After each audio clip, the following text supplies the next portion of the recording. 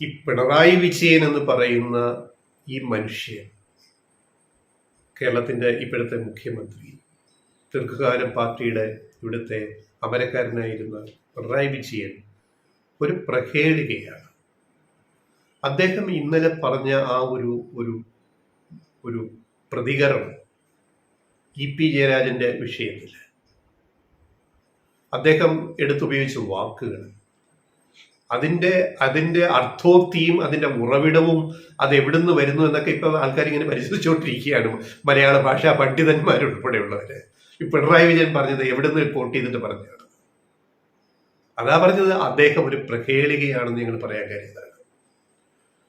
ഒരു മടിയുമില്ലാതെ ഇ.പി. ജയരാജൻ കേരളത്തിന്റെ ചുമതലയുള്ള BJP നേതാവ് പ്രകാശ് ജാവദേക്കറെ കണ്ടത് തെറ്റായി പോയി എന്ന് ഒരു മറയുമില്ലാതെ വെട്ടിത്തുറന്ന് ഇന്നലെ മുഖ്യമന്ത്രി പിണറായി വിജയൻ പറഞ്ഞത് ഇന്നലെ കേരളം മുഴുവൻ ചർച്ച ചെയ്തു, ഇന്നും ചർച്ച ചെയ്തുകൊണ്ടിരിക്കുകയാണ്.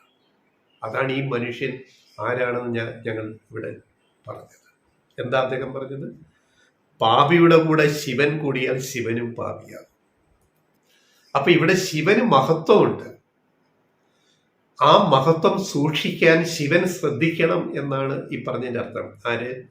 ഈ പ്രയോഗത്തിലെ ശിവൻ ആരാണ്? ഇ.പി. ജയരാജൻ, LDF കൺവീനർ, പാർട്ടിയുടെ തലമുതിർന്ന നേതാവ്, കേന്ദ്ര കമ്മിറ്റി അംഗമായ ഇ.പി. ജയരാജനാണ് ഇവിടെ ശിവൻ. അപ്പൊ ശിവൻ പാപിയാകും പാപിയുടെ കൂടെ കൂടിയാണ്. അപ്പൊ ശിവന്റെ മഹത്വം സൂക്ഷിക്കാൻ ശിവൻ ശ്രമിക്കണം എന്നാണ് ഈ വാചകത്തിന്റെ അർത്ഥം. പിന്നെ പാപി ആരൊക്കെയാണ് അവിടെ വന്നത്? ഒന്ന്, ഇദ്ദേഹം BJPയുടെ പ്രകാശ് ജാവദേക്കർ വന്നു. രണ്ട്, വേറൊരു ദല്ലാള് കൂടെ ഉണ്ട്, ദല്ലാൾ നന്ദകുമാർ. അപ്പോ പാപികൾ ആരാണെന്ന് ഇതിൽ മനസ്സിലായില്ല. അവരുമായിട്ടുള്ള ചങ്ങാത്തം അവസാനിപ്പിക്കുക. ഇത് വെച്ചുകൊണ്ട് ഇതിന്റെ അർത്ഥം എന്താണ്? ഇത് പുരാണങ്ങളിൽ ഒന്നും ഇങ്ങനെ ഒരു പ്രയോഗം ഇല്ലല്ലോ. പിന്നെ നമ്മുടെ പലതും കുഞ്ചൻ നമ്പ്യാർ പോലും ഇങ്ങനെ പറഞ്ഞിട്ടില്ല. പിന്നെ ഈ പാപിയുടെ കൂടെ ശിവൻ കൂടിയാൽ ശിവനും പാപിയാകുന്നത് എവിടുന്ന് വന്നു എന്ന അന്വേഷണം നടന്നുകൊണ്ടിരിക്കുകയാണിത്. ഇത് പിണറായി വിജയൻ എവിടുന്ന് കോട്ട് ചെയ്തു എന്നുള്ളതാണ് അന്വേഷണം നടന്നുകൊണ്ടിരിക്കുന്നത്.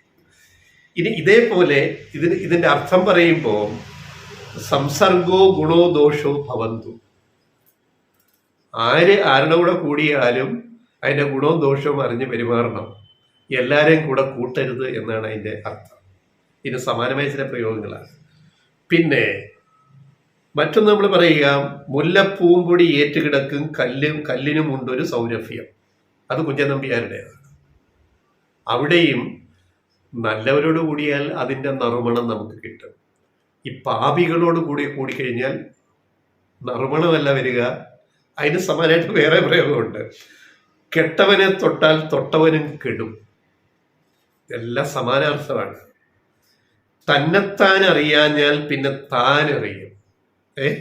ഈ പ്രിയദർശന്റെ തേന്മാവിൻ കൊമ്പത്ത് സിനിമയിലെ നമ്മുടെ കുതിരവട്ടം പപ്പുവിന്റെ കഥാപാത്രൻ ടാസ്കി വെളിയട എന്ന് പറയുന്ന കഥാപാത്രം പറയുന്ന ഒരു ഡയലോഗ് ഉണ്ടല്ലോ, താനാരാണെന്ന് ഞാൻ പറഞ്ഞ് തനിക്കതറിയില്ലെങ്കിൽ താനാരാണെന്ന് താൻ ഇങ്ങോട്ട് ചോദിച്ചാൽ ഞാൻ ആരാണെന്ന്, ആരാണെന്ന് ഞാൻ അങ്ങോട്ട് ഈ സാധനം ഉണ്ടല്ലോ എന്ന് പറഞ്ഞ പോലെ ആണ് ഈ സംഭവം.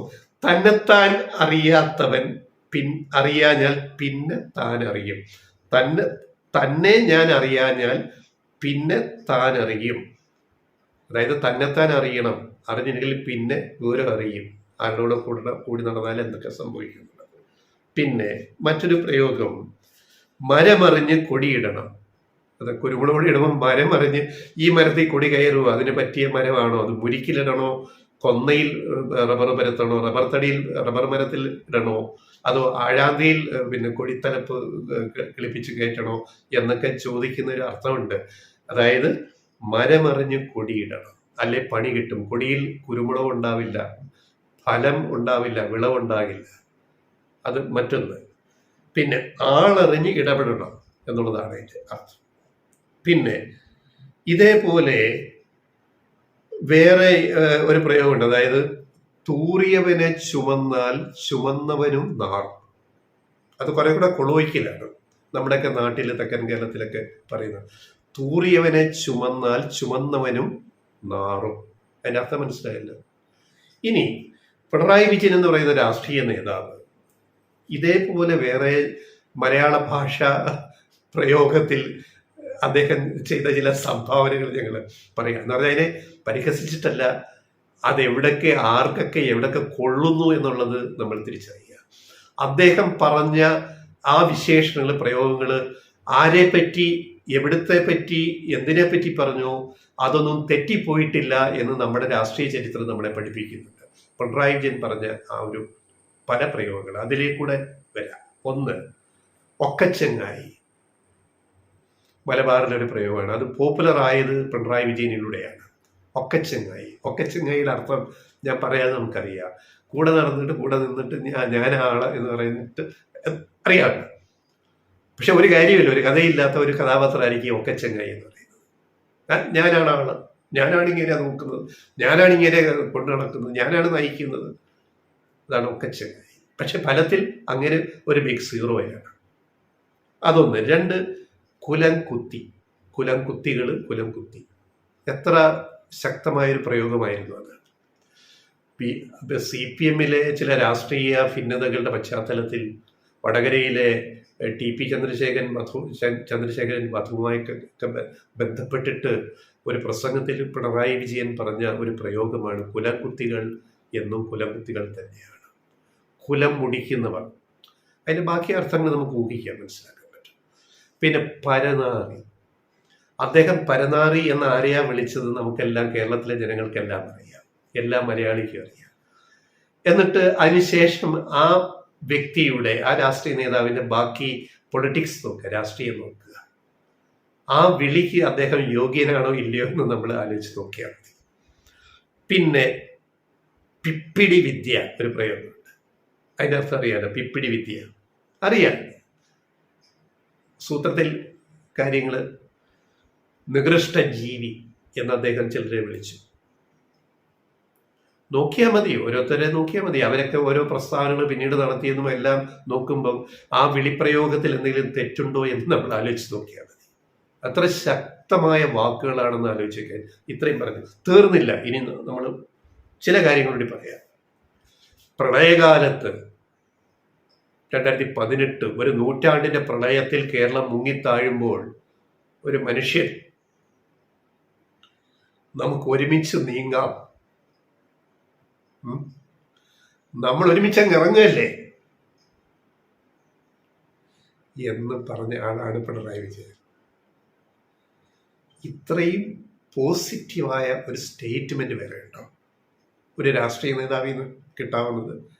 ഞങ്ങളിപ്പോൾ പല പ്രയോഗങ്ങൾ പറഞ്ഞു, അതൊക്കെ നിങ്ങൾ നെഗറ്റീവായിട്ട് പ്രേക്ഷകരെടുത്താൽ പോലും നെഗറ്റീവല്ല, ഞങ്ങൾ തന്നെ കരുതുന്നില്ല. കിട്ടേണ്ടവർക്ക് കിട്ടുന്നിടത്ത് പുള്ളി കൊടുത്തിട്ടുണ്ട്, അർഹിക്കുന്ന പദങ്ങൾ, അത്രയേ ഉള്ളൂ. പക്ഷെ ഈ ഒരു പ്രയോഗം നമുക്ക് ഒരുമിച്ച് നീങ്ങാം.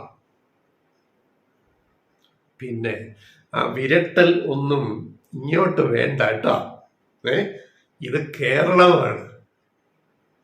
അതാണ് പിണറായി വിജയൻ. ആ വിരട്ടലൊന്നും ഇങ്ങോട്ട് വേണ്ട, ഇത് കേരളമാണ്. പറഞ്ഞ സന്ദർഭം അറിയാമല്ലോ. തീർന്നില്ല.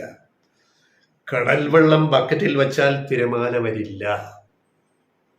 ശംഖുമുഖത്ത് പിണറായി വിജയൻ ചെയ്ത പ്രസംഗമാണ്. ഒരു മഹാജനസാഗരത്തിന് മുമ്പിൽ ഒരു സാഗരം സാക്ഷിയാക്കിയിട്ട്, അറബിക്കടൽ സാഗരം, അതിന്റെ തീരത്ത് ശംഖുമുഖത്ത് മറ്റൊരു ജനസാഗരത്തിൽ പിണറായി വിജയൻ പറയുകയാണ്, എന്താണ്, കടൽ വെള്ളം ബക്കറ്റിൽ വെച്ചാൽ തിരമാല ഉണ്ടാവില്ല. അതിന്റെ അർത്ഥം പിടികിട്ടിയോ? അങ്ങനെ ഊതി വീർപ്പിച്ച ബലൂണ ആയിട്ട് ആർക്കും ഒന്നും ചെയ്യാനാവില്ല. അത് പൊട്ടിപ്പോ ഒരു പൊട്ടുസൂചി കുത്തിയാൽ ഠോ തീർന്നു, അത്രയേ ഉള്ളൂ. പിന്നെ കനൽ ഒരു തരി മതി. അത് പിണറായി വിജയന്റെ പ്രയോഗമാണ്. കനൽ ഒരു തരി മതി. അട്ടിപ്പേർ അവകാശം കൊണ്ട് കുറെ പേര് ഇറങ്ങും. അട്ടിപ്പേർ അവകാശം മനസ്സിലായോ? ചെമ്മലാട്ടം, യൂസ്ലെസ് ഡാൻസ്, ചെമ്മലാട്ടം, അത് മറ്റൊരു പ്രയോഗം പിണറായി വിജയന്റെ. പിന്നെ ഇത്രയും കാര്യങ്ങൾ വെച്ചിട്ടാണ് ഞങ്ങളിത് പറയുന്നത്. പ്രകാശ് ജാവ്ദേക്കറുമായുള്ള കൂടിക്കാഴ്ച ഒഴിവാക്കേണ്ടതായിരുന്നു പിണറായി വിജയന്റെ വാക്കുകളാണ്. ഇന്നലെ പോളിംഗ് ദിനത്തിൽ CPM-ന്റെ ഏറ്റവും വലിയൊരു നേതാവ് ഒരു BJP-യുടെ ഒരാളെ കണ്ടത് അദ്ദേഹത്തിന്റെ മകന്റെ ആക്കുളത്തെ ഫ്ളാറ്റിൽ വെച്ച് കണ്ടത്, കൂടെ ദല്ലാൽ നന്ദകുമാർ ഉണ്ടായിരുന്ന ആ ഒരു സാഹചര്യം, അത്തരം ഒരു കൂടിക്കാഴ്ച ഒഴിവാക്കേണ്ടതായിരുന്നു ഒരു CPM-ന്റെ നേതാവ് എന്നാണ് പിണറായി വിജയൻ പറഞ്ഞത്. പ്രകാശ് ജാവദേക്കറുമായുള്ള കൂടിക്കാഴ്ച ഒഴിവാക്കേണ്ടതായിരുന്നു. LDF കൺവീനറും CPM-ന്റെ പ്രമുഖ നേതാവുമാണ്. അത് പിണറായി വിജയന്റെ അല്ല, ഞങ്ങളുടെ കോട്ടാണ്. അങ്ങനെ ഒരാൾ ഇങ്ങനെ കാണാൻ പാടില്ല. അവിടെയാണ് അദ്ദേഹം പറഞ്ഞത്, പാപിയുടെ കൂടെ ശിവൻ കൂടിയാൽ ശിവനും പാപിയാകും. അത്തരം ആളുകളുമായി ബന്ധപ്പെടുന്നത് ഒഴിവാക്കേണ്ടതായിരുന്നു. കാര്യം പിടികിട്ടിയല്ലോ. ഒരു ലോക്സഭാ തിരഞ്ഞെടുപ്പ് വേളയിൽ പോളിംഗ് നടക്കുന്ന ദിവസം ഒരു വിവാദം CPM-നെ കൊടുക്കാൻ, ഒരു വലിയ വിവാദം, ഇത് മുൻകൂട്ടി പ്ലാൻ ചെയ്തതാണ്. ഇത് അന്ന് റിലീസ് ചെയ്യാൻ വേണ്ടി, അത് ഇന്നലെ. ഇത് മുൻകൂട്ടി അവർക്കെല്ലാം അറിയാം, BJP-ക്കാർക്കും ഇവർക്കെല്ലാം അറിയാം. അപ്പൊ തെരഞ്ഞെടുപ്പ് ദിവസം CPM-ന് പണി കൊടുക്കാൻ വേണ്ടി കളിച്ചൊരു നാടകമാണ്. നാടകം പറഞ്ഞാൽ ഒരു യാഥാർത്ഥ്യമാണ്. EP ജയരാജൻ അദ്ദേഹത്തിന്റെ മകന്റെ ആക്കുളത്തെ, തിരുവനന്തപുരത്ത് ആക്കുളത്തെ ഫ്ലാറ്റിൽ വെച്ചിട്ട് പ്രകാശ് ജാവദേക്കറുമായിട്ടും കൂടെയുള്ള ദല്ലാൽ നന്ദകുമാറുമായിട്ടുള്ള കൂടിക്കാഴ്ച നടന്നു. അതിനൊരു ബോംബായിട്ട് ഉപയോഗിക്കാൻ നോക്കി.